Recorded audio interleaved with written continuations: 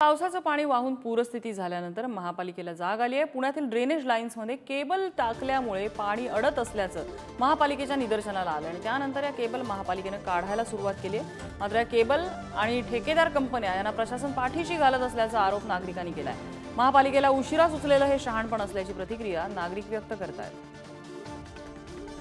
आपले इथले माजी स्थानिक नगरसेवक आहेत, त्यांना आपण विचारूया काय झालं होतं त्या दिवशी, नेमकं एवढं पुरामध्ये पुणेकरांना राहावं लागलं। या भागामध्ये पाऊस झाल्यामुळं इथं पाणी भरपूर प्रमाणात साठलं होतं।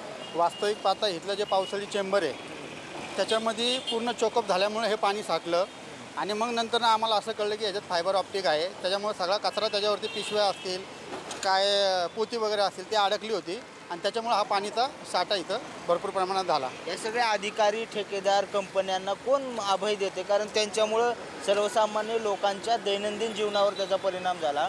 2 दिवस कामाला जाता आलं नाही, घरातलं पाणी काढावं लागलं। आता तर पावसाची सुरुवात आहे, हा पहिला पाऊस आहे, पुढे काय होईल सांगता येत नाही। याला जबाबदार कोण आहे? त्याला सर्वस्वी जबाबदार पुणे महानगरपालिकेचे आयुक्त हे जबाबदार आहे, दुसरं कोण जबाबदार असणार? याच्यावर काय उपाययोजना, तुम्ही इथले सभासद होतात, काय केलं पाहिजे? आता काल आमच्या आमदार माधुरीताई मिसाळ जाऊन आयुक्तांना भेटल्या, पावसकर साहेबांना भेटल्या।